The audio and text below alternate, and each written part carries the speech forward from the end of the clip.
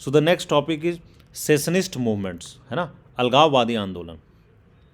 Demands for autonomy were easier to respond to for those involved in using the various provisions in the constitution for accommodation of diversities.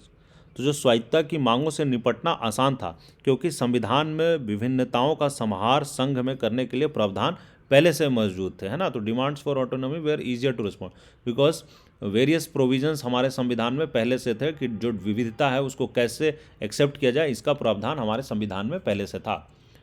It was much more difficult when some groups demanded a separate country, not in momentarily anger but consistently as a principled position, है ना.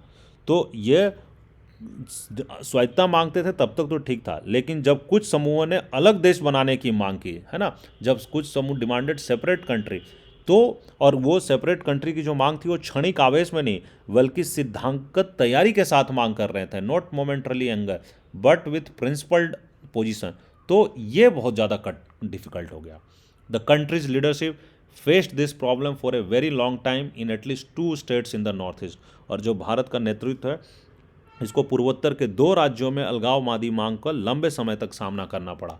एक comparison of these 2 cases offers us A lesson in democratic politics. तो इन दोनों राज्यों को हम अभी cases को डिस्कस करेंगे और इससे हमें हमारे डेमोक्रेटिक पॉलिटिक्स जो है उसको क्या सबक मिलती है लोकतांत्रिक राजनीतियों को, वो भी देखेंगे.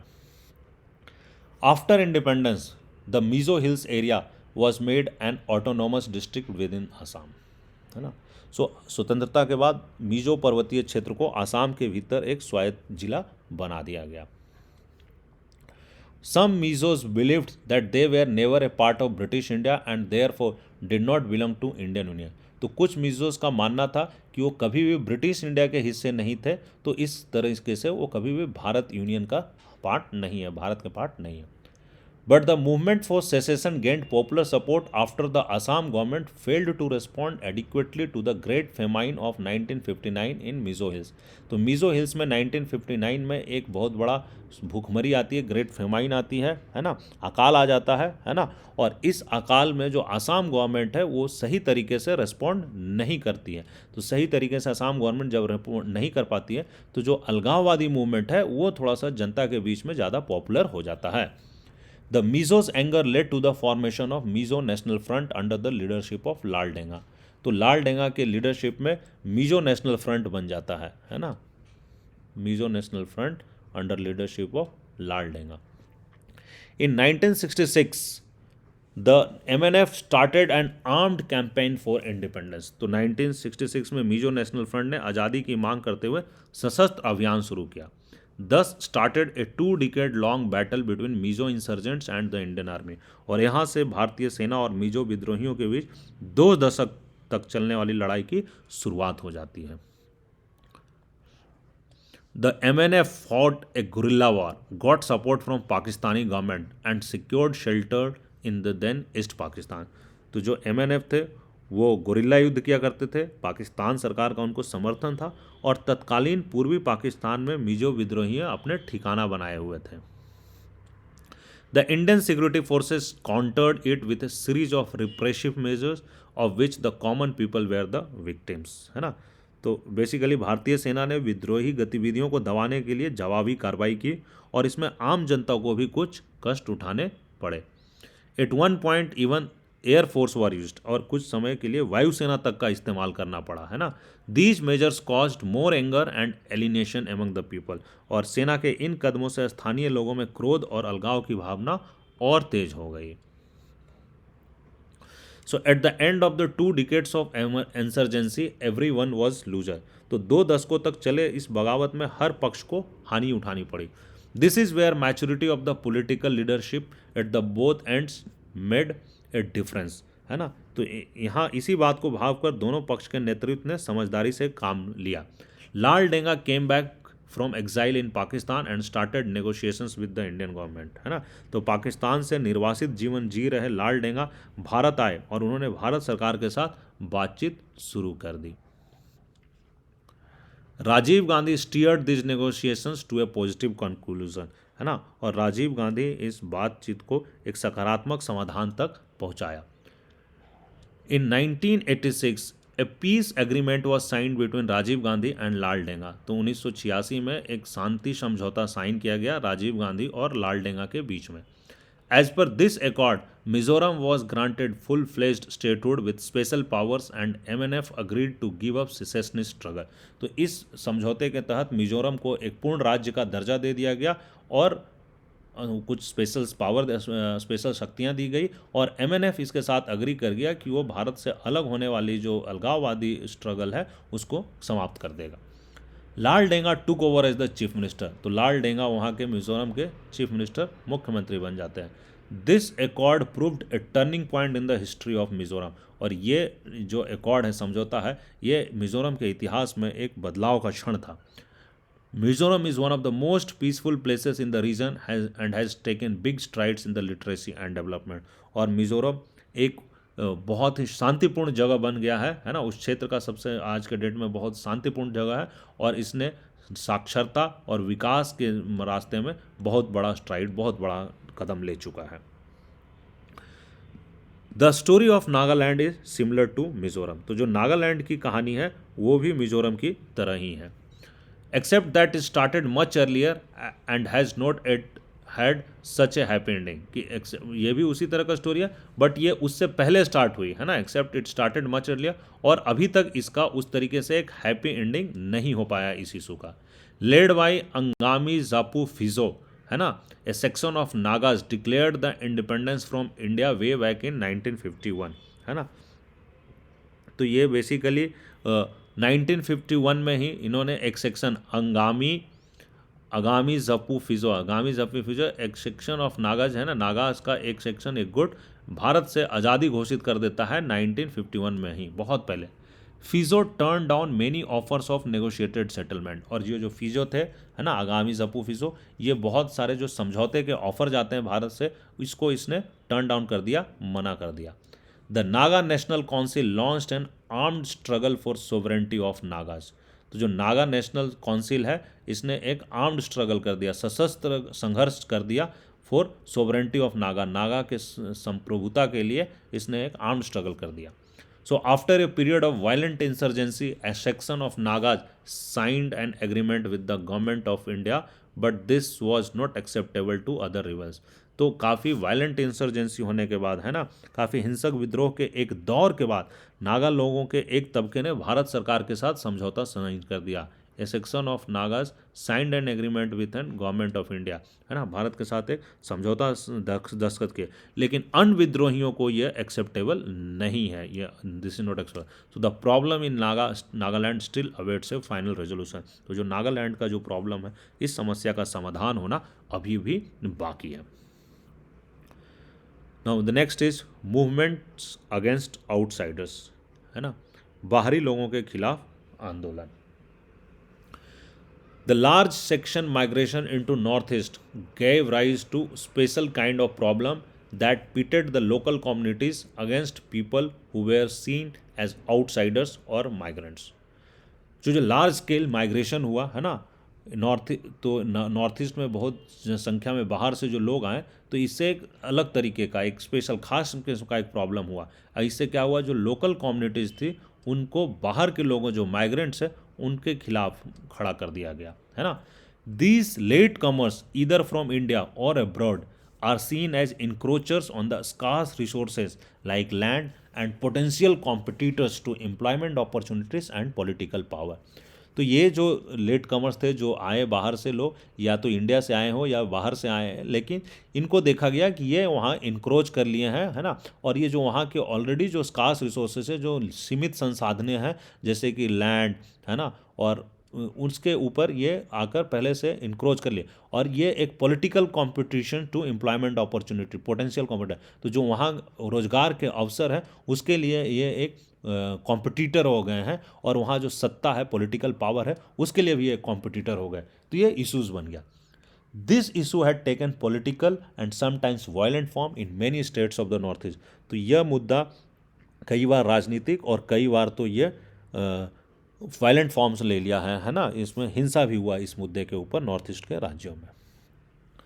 The Assam movement from 1979 to 1985 is the best example of such movement against outsiders। तो 1975 79 से 1985 के बीच में जो आसाम मूवमेंट हुआ है, यह एक उसका बेस्ट एग्जाम्पल है आउटसाइडर के खिलाफ जो मूवमेंट।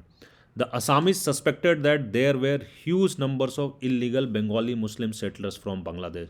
तो असामीज का, ये आसाम वालों का ये शक था कि बहुत बड़ी संख्या में, है ना, गैर कानूनी तरीके से मुस्लिम बंगाली जो है ना, बंगाली मुस्लिम सेटलर्स बांग्लादेश से आके आसाम में बस गए।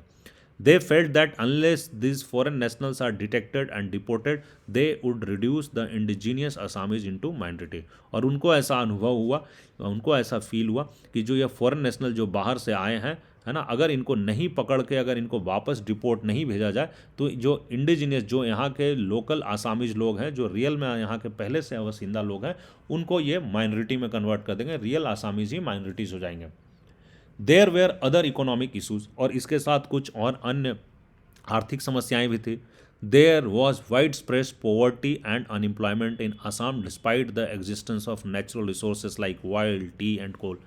तो आसाम में ऑलरेडी काफ़ी व्यापक तरीके से गरीबी और बेरोजगारी थी, जबकि वहाँ पे नेचुरल संसाधन है, लाइक वहाँ ऑयल है, चाय का बागान है, कोल है, कोयला है। तो इन सब होने के बावजूद, संसाधन होने के, प्राकृतिक संसाधन होने के बावजूद वहाँ व्यापक गरीबी और बेरोजगारी है थी। It was felt that these were drained out of the state without any commensurate benefit to the people. तो उनको ऐसा महसूस हुआ कि ये राज्य से इन चीज़ों को ड्रेन आउट करके निकाला जा रहा है और राज्यों के लोगों को सही तरीके से कॉम्पनसेशन या लाभ वापस में नहीं दिया जा रहा है। So in 1979 all Assam Jharkhand all Assam students union, है ना, सो 1979 में, है ना, आज AASU, all Assam students union, a student union group not affiliated to any party led an anti foreigner movement. तो ये किसी भी पार्टी से एफिलिएटेड नहीं है ये यूनियन, बट इसने फॉरेनर के खिलाफ, है ना, विदेशियों के खिलाफ इसने एक मूवमेंट स्टार्ट कर दिया। The movement was against illegal migration, against domination of Bengalis and other outsiders, and against faulty voters register that included the names of lakhs of immigrants। तो ये मूवमेंट किसके अगेंस्ट था? जो गैर कानूनी माइग्रेशन हुआ है ना, और जो बंगालियों का वहाँ डोमिनेशन हो रहा उसके अगेंस्ट, एंड जो बाहरी लोग आए थे, और जो फॉल्टी वोटर रजिस्टर बन गया था जिसमें बहुत सारे लाखों लोग जो इमिग्रेंट्स थे उनके वोटर लिस्ट में नाम आ गए थे, उसके अगेंस्ट ये आंदोलन हुआ।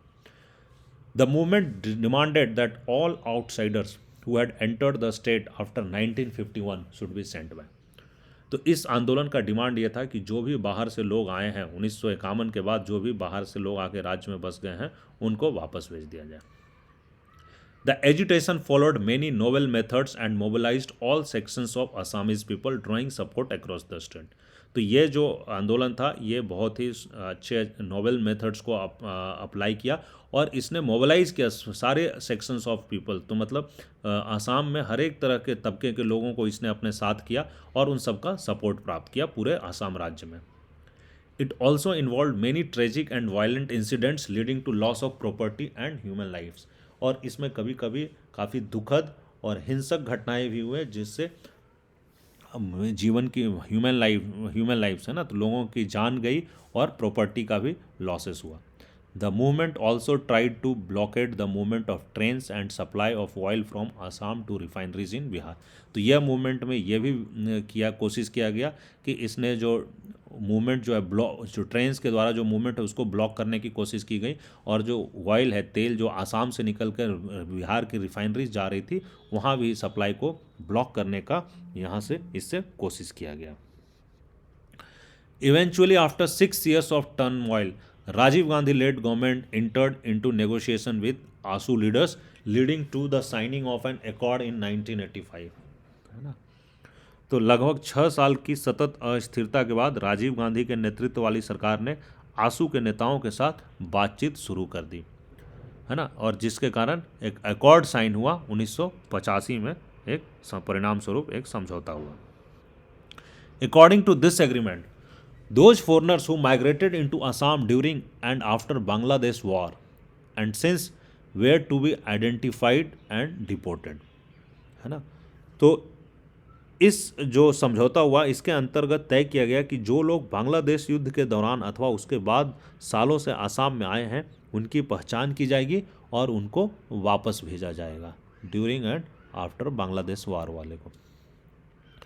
With the successful completion of the movement, the ASU and the Assam Ghan Sangram Parishad organized themselves as a regional political party called Assam Ghan Parishad. है ना. तो ये जो मूवमेंट का सक्सेसफुल होने के बाद जो आंसू है और आसाम घन संग्राम परिषद ये दो गुट मिलकर एक रीजनल पॉलिटिकल पार्टी बनाती है, एक क्षेत्रीय राजनीतिक दल बनाती है और उसका नाम होता है आसाम घन परिषद AGP. It came to power in 1985 with the promise of resolving the foreign national problem as well as to build a golden Assam. तो ये सत्ता में आती है 1985 में एक प्रॉमिस के साथ, एक वायदे के साथ कि ये जो विदेशी मूल के जो लोगों का प्रॉब्लम है इसको रिजॉल्व करेगी और एक आसाम को एक गोल्डन स्वर्णिम आसाम बनाने का निर्माण करेगी. Assam accord brought peace and change the face of politics in Assam. तो जो आसाम समझौता हुआ इससे शांति कायम हुई और प्रदेश की राजनीति का चेहरा भी बदला ना. But it did not solve the problem of immigration. But ये जो आप्रवास की समस्या है इसका समाधान नहीं कर पाई. The issue of outsiders continues to be a live issue in the politics of Assam and many other places in north east. तो ये जो बाहर वाले लोग आकर बस गए हैं ये मुद्दा आज भी आसाम की राजनीति एवं और अन्य नॉर्थ ईस्ट के पूर्वोत्तर के राज्यों में यह एक जीवंत मसला है. This problem is particularly acute for example in Tripura as the original inhabitants have been reduced to being a minority in their own land. तो ये प्रॉब्लम त्रिपुरा में ना है ना और भी एक्यूट है और भी जघन्य है बिकॉज वहाँ पे जो उनके ओरिजिनल मूल वसिंदा लोग थे जो इनहेबिटेंट्स थे वो एक माइनॉरिटी के रूप में रिड्यूस हो गए हैं, अपने ही ज़मीन पे वो माइनॉरिटी हो गए हैं. The same feeling informs the hostility of the local population to Chakma refugee in Mizoram and Arunachal Pradesh. तो ये सेम जो फीलिंग्स है, भावना है, informs the hostility of local population. तो जो लोकल पॉपुलेशन का जो हॉस्टिलिटी है ये यहाँ भी एक मुद्दा बना हुआ है. चकमा शरणार्थियों को लेकर गुस्सा बना हुआ है ना, मिज़ोरम में और अरुणाचल प्रदेश में जो चकमा रिफ्यूजी है उसके प्रति भी गुस्सा बना हुआ है मिज़ोरम और अरुणाचल प्रदेश में. तो ये टॉपिक यहाँ पे ख़त्म होता है दोस्तों.